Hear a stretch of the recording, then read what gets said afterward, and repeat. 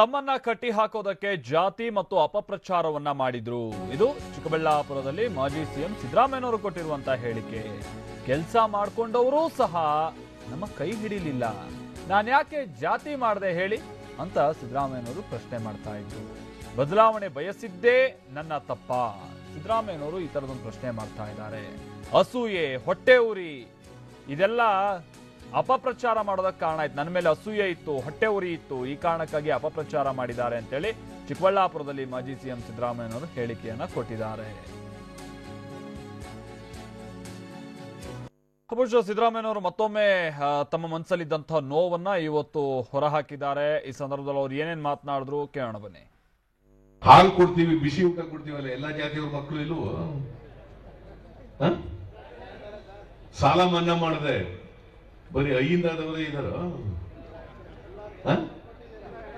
ಎಲ್ಲಾ ಜಾತಿಯವರು ಇದಾರಲ್ಲ, ಮತ್ತೆ ನಾ ಹೆಂಗ್ ಜಾತಿ ಮಾಡದೆ?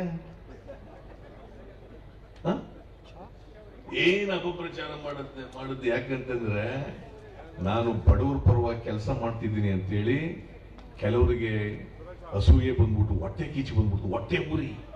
ಈ ದೇಶದಲ್ಲಿ ಇವತ್ತಿಂದಲ್ಲ, ನೀವು ಇತಿಹಾಸ ನೋಡಿ, ಯಾರೇ ಬದಲಾವಣೆ ಬಯಸ್ತಕ್ಕಂಥ ಯಾರೇ ಆಗಲಿ ಅವ್ರನ್ನ ತುಳಿಯದೆ ಪಟ್ಟಭದ್ರ ಹಿತಾಸಕ್ತರ ಕೆಲಸ, ಬೇರೆ ಏನು ಇಲ್ಲ. ಅವ್ರು ತುಳಿಯದು. ಬಸವಣ್ಣಂತೆವನ್ನೇ ಬಿಡ್ಲಿಲ್ಲ. ಸಿದ್ದರಾಮಯ್ಯ ಒಕ್ಕಲಿಗರ ವಿರೋಧಿ, ಲಿಂಗಾಯತರ ವಿರೋಧಿ, ಬ್ರಾಹ್ಮಣರ ವಿರೋಧಿ, ಸುಮ್ಮನೆ ಅಪಪ್ರಚಾರ ಮಾಡೋದು. ನಾನು ಸಾಗರ ಪರವಾಗಿದ್ದೀನಿ ಅಂತ ಅನ್ನೋದು ಕ್ಯಾಜಿ.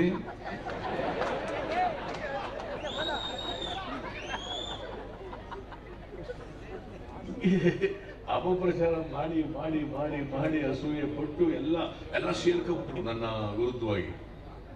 ಆದ್ರೆ ಅವ್ರು ಯಾರ್ಯಾರ ಸೇರ್ಕೊಳ್ಳಿ, ಅವ್ರಿಗೆ ಎದುರ್ಕೊಳ್ಳಲ್ಲ ನಾನು.